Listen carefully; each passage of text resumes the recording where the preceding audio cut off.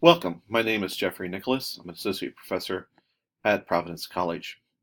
This is a brief lecture on why we should study ethics. And so to get into it, I just want to ask you to pause for a moment and um, stop this video so that you can watch the Milgram experiments. The Milgram experiment is about 45 minutes. So if you want to come back to this video tomorrow after you've watched the Milgram experiments, that's perfectly fine. But the rest of this lecture won't make much sense without watching the Milgram experiments. So I encourage you to do that. I'm presuming at this point that you have seen the Milgram experiments. You've watched the 45-minute video about that. And the question that I have for you then is, what do the Milgram experiments show? And what we see is that a majority of people follow authority. Now, you'll recall that within the experiments, they found that 50% of people went all the way to 450 volts, shocking people. But remember that there were quite a few people who carried the the experiment on even after the person said, I don't want to do this anymore. So the two first people that we saw in the video, they stopped right when the guy said, I don't want to do this anymore. But other people went on from, say, that point to up to 300 volts and then stopped. And then 50% of people went even beyond that point and went all the way to the end of the board, as we saw with the last person in the video. So this reminds us of the quote from Adolf Hitler, what good fortune for those in power that people do not think. Now, obviously, I raise this question because it helps us to think about why we ought to study ethics. And what we've seen over the years is that people who study ethics are less likely not to give in to an authority figure. They're able to articulate why it's wrong. And so if you recall the first two individuals who stop when the subject says, I don't want to do this anymore, they gave specific reasons for why they thought that continuing with the experiment was wrong. So they were able to articulate that, while people who went on further were not able to articulate why it's wrong. So the first real goal of studying ethics is so that we don't become jerks that end up hurting people because an authority figure tells us to.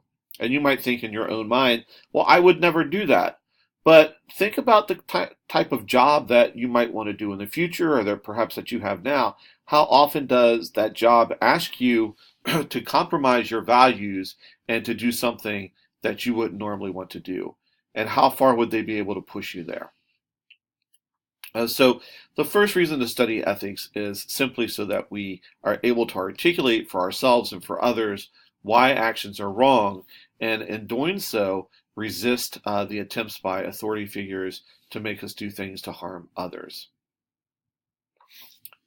So think again about different moral positions that you might have. Well, what is your moral position on abortion, on the death penalty, on affirmative action, on lying? What if it's lying to your best friend or your girlfriend, boyfriend, your mother, your teacher, or on eating meat? Again, I'm not asking about the legal situation here. Maybe you think abortion should be legal, or maybe you think it should be illegal, but you believe that it's morally right or morally wrong. What I'm asking you is, what is your moral position here?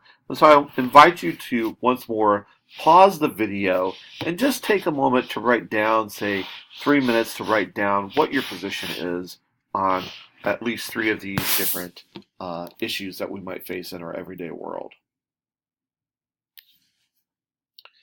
Having paused to write your positions down, I want you to now look at your answers and ask yourself if there are any common principles that underlie the answers. Do you have a principle that guides your answer to abortion and the death penalty and eating meat? Perhaps you do, or perhaps you do not. And the question I want you to ask is whether there should be a principle that guides all of your answers here. That's one of the questions that we often ask in studying ethics. Do we have a common way of looking at situations in our lives that might challenge our moral principles, and how do we go about that? what we see from different studies is that college students are typically inconsistent and have a lot of informational assumptions when they go about judging a moral issue. So they're unable to offer a well-reasoned justification for their reasons. So maybe you believe that abortion is morally right, and maybe that is a true position. But what we see with most college students is that they're not able to offer reasoned or well-reasoned justification for that position. And oftentimes what we see is that the position depends on when the question's asked, who's asking the question, and what the situation is. And so that's something important for us to understand because, again, if we don't have a consistent position from which we're making judgments, it becomes much more difficult to resist when other people are forcing us to do things that we might not want to do or ever expected ourselves to do.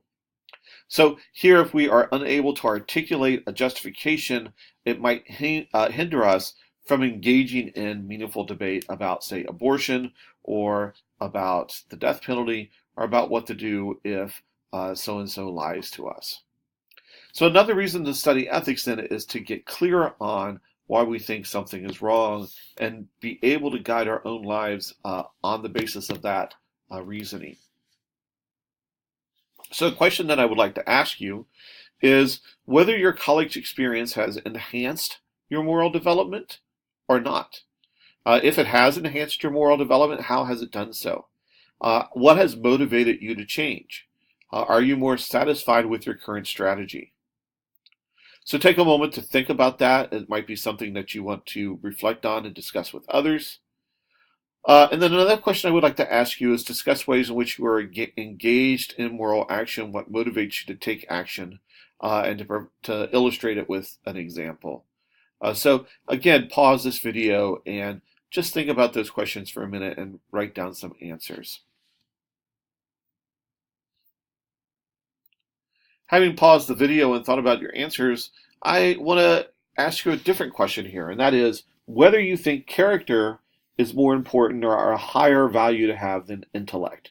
And this is based off of our good friend Emerson, who believes that character is a higher value, that we should have be more concerned with what our character is than what our intellect is. And the reason I bring that up is because often what we see is that grades do not imply good character. Good grades do not imply good character. And it raises then the question of why are we in this class? So when we talk about studying ethics and the value there, we have to broaden our question not to why am I taking this class, but why am I here at all? What is my position in life? And presumably you chose to watch this video for a particular reason. Maybe you're one of my students at Providence College and therefore you chose to be a student at Providence College with the kind of reputation that it has. Or maybe you're just doing this on your own. And that already implies something about your character. But we have to think more broadly about whether our studying ethics helps us to become better persons and whether that should be the ultimate goal of any ethics course or ethics video that we might watch. So we've seen three reasons to study moral theory. First, the Milgram experiment shows that if we really want autonomy, that we have to study moral theory, otherwise we can be pushed around. Second, we've seen that we want to have correct beliefs about the right thing to do, and so we have a reason to find the right thing to do. And finally, to communicate with and respect others. Certainly, if I'm trying to convince someone else of my position that they should stop eating meat or that it is okay to eat meat, then I have to be able to communicate with them to convince them that this is the morally right or wrong way to be. Some other reasons that we might study ethics include stabilizing our moral center, motivating change to a higher level of moral development, cultivating appreciation of our own strengths and the strengths of others, making us aware of the impact of peer pressure and social conformity, helping us to become the best persons we can be, helping us to be motivated to act on our beliefs, and of course, reaching sound decision-making in sticky situations. Obviously, the problem that we often face is that we come to a sticky situation and we don't know how to handle that situation. And part of the value of studying ethics is to prepare ourselves for those sorts of times. Presumably, none of you are dealing with any of the issues that I've talked about right now, but maybe at some point in your life you will have to deal with whether you're going to allow euthanasia, whether you're going to sign a do not resuscitate bill, or whether you're going to have an abortion. So helping us to study ethics now will prepare us to think through those situations in the future. But another reason we might study ethics is because there's a direct link between ethics and self-realization, particularly between autonomy and being able to make independent decisions through reason rather than just letting our emotions control us. So the concept of autonomy comes from the Latin auto, self, nomos, law. So the idea of a self-lawmaker here. It does not mean that we make our decisions alone or that we can never ask anyone for advice. It just means that we are preparing ourselves to be independent thinkers and willing to challenge those who try to force us to do things that maybe are not the best for ourselves or the best for others. In contrast, a heteronomous thinker just uncritically accepts the answers and the laws imposed upon them. So if we think about Dr. Martin Luther King Jr., obviously he was an autonomous thinker in that he challenged the law and fought against what he saw as injustice. And we recognize his importance for ourselves today in building the kind of society that we live in. So an autonomous moral agent is one who questions the values and principles handed down to him. Doesn't mean that you're going to give them up. It doesn't mean that you're going to distance yourself from your family or your religion. It means that what you're going to do is ask, what's the reason for these principles that we have? Jesus is a clear example of this. Jesus Christ, the Son of God within the Catholic Christian tradition. We have someone who is a clear example of autonomous moral agent. So when the Pharisees and the Sadducees come to him and say, why do you let people do things on the Sabbath when you know that the Sabbath is a day of rest? He says the Sabbath is made for man and not man for the Sabbath. So what he's saying here is that we have to interpret the law in a way that really dignifies or makes better the life of people. And if the law is not making the life of people better, then it's something that we have to correct and change. And that's one of the main reasons that Jesus is executed by both the Romans and the authority figures within Jerusalem, is because he questions the law. He is a rebel rouser. We know about the importance of autonomy to self-realization through the studies of Abraham Maslow, who was a psychologist, a leader of the humanist movement in psychology, and who developed a hierarchy of needs where the lower level needs must be met before the higher level needs. And we see this again in the life of Jesus Christ, who of course feeds people before he preaches to them.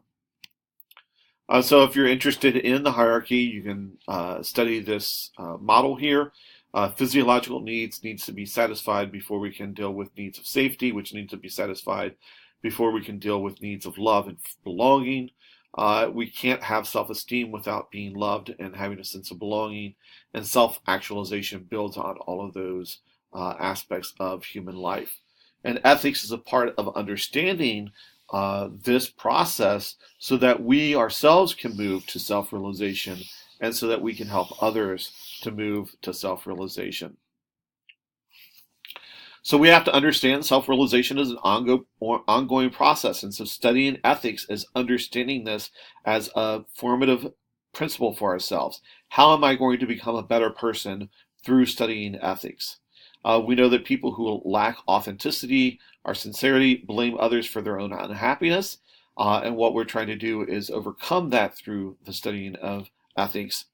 And that self-actualization is linked to the sort of autonomous moral thinking that I've been talking about through this video.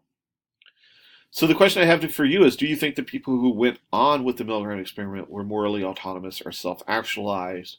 Why or why not? And that's something that you can have for discussion.